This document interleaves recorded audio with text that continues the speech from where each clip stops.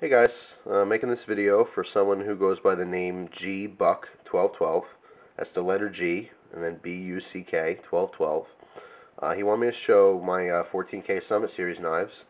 These knives are made by Columbia River Knife and Tool. As you see here, I have two of them. The bottom one's a Mount Whitney. The top one is a Pikes Peak. Now, 14K Summit Series is basically it's a short line of knives. There's six knives in the series, and 14K is 14,000 feet. These are all named after mountains that are over 14,000 feet. The summits, the tops, or peaks. And it's really interesting concept to name come up with a line of knives after these mountains. But I have the largest. The Mount Whitney is the largest one in the series. There's six knives, like I said. You have two large, two medium, and two small. Now for each one, you're going to have a plain blade and then a serrated version of that blade. So the Mount Whitney is the largest in the series, having a plain blade. The same exact knife, identical with a partially serrated blade, is going to have a different mountain name on it. So it'll be a different model. Okay, and then you have two medium. I don't have any of the medium ones, but the two each medium, one plain edge, one partially serrated. Those are gonna each one of those are gonna have a different name. And then for the small one, the smallest in the line, the plain edge blade, which I do have, is a Pikes Peak. See there on the blade.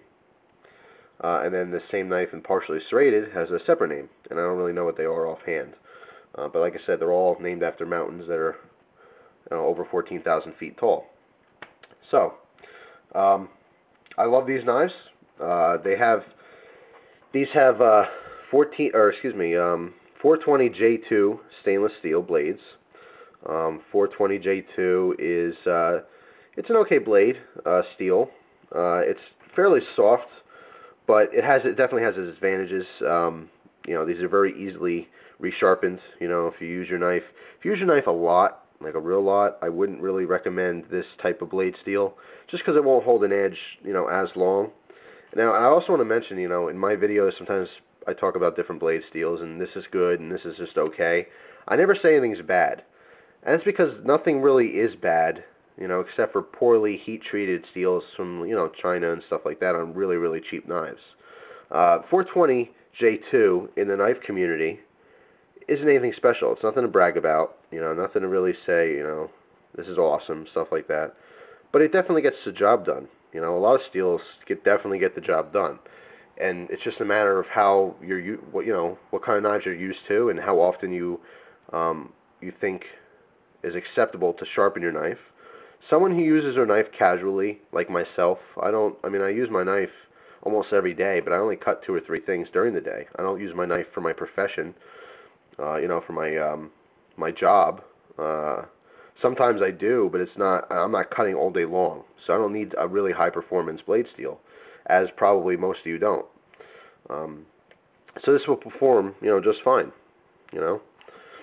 So these are the specs on these knives. It says that this is a modified drop point, the blade style. You see that? And someone actually mentioned to me that they think that's called a reverse tanto, or tanto, depending on how you say that. I thought that was an interesting concept, because it does look like a reverse, tanto blade. I don't really know, though. It's just described as a modified drop point. But it is unique, something I haven't really seen too often.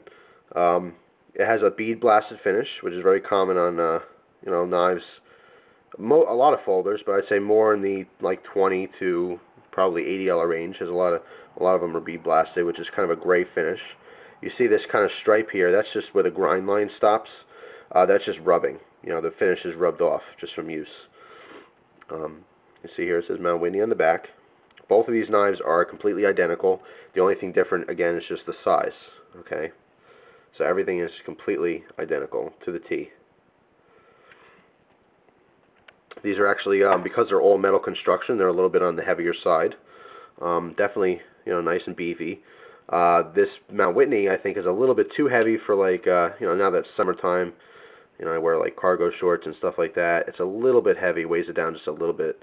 So I don't carry this during the summer, but You know, in the wintertime you have pants, and I usually wear a belt, so I don't have to worry about weight. I usually carry my Leatherman on my belt anyway, so. So like I said, it is all metal construction. Nice pocket clips. Pocket clips are strong, but they're not too tight.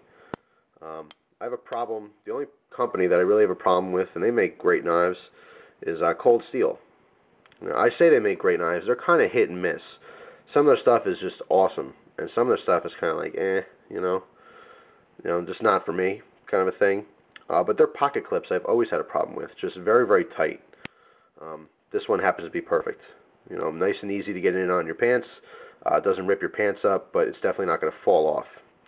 All the construction on here is torque screws, which you'll see is very, very common on knives of today. Torque screws are the star-shaped, the drivers you need are star-shaped. The holes in the blade here, just like on a lot of knives, like the Benjamin Model 42 has the same hole pattern. We have a large and then two small large.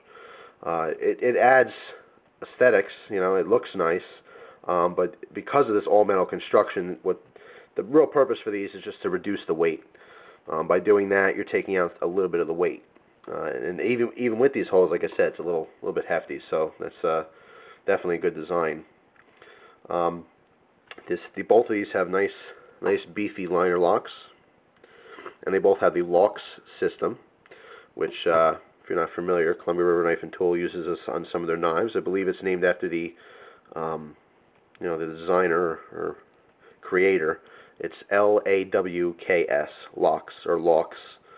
And basically you have this little knob on the back here, and when the blade is opened, your liner lock locks it nice and strong. It's a very, very strong lock. But if that's not enough for you, by pushing this upwards, okay, a piece of a liner here, and I'll just move that back and forth just to show you what's moving. That liner is actually, it's a piece of metal. It's like a metal disc almost, and then the very end or side of it is bent over. Okay, so you have a horizontal line that goes against the lock itself.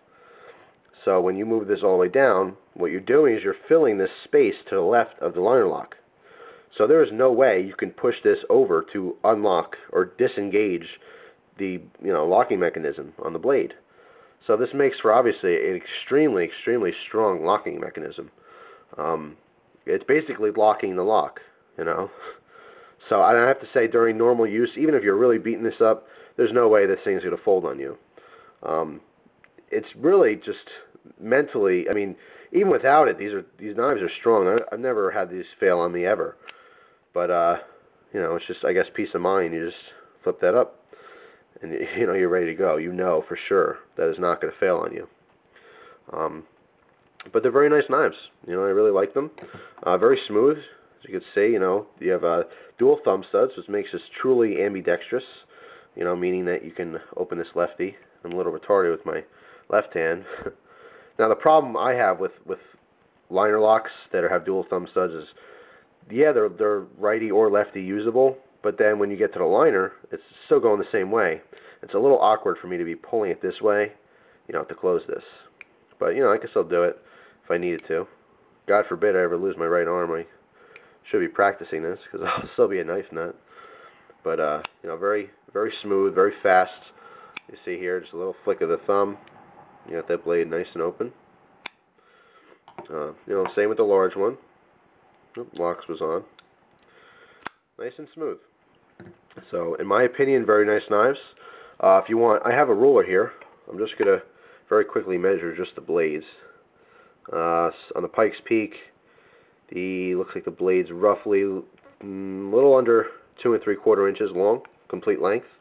Full length of the whole knife here, about 5.5 inches, roughly.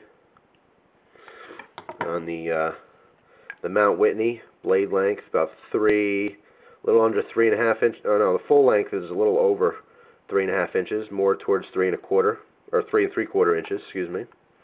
And then the full length is about 8 1/4 inches. Now these are just estimated sizes. So that's it. Those are the 14K Summit Series. So once again, thank you very much for your time.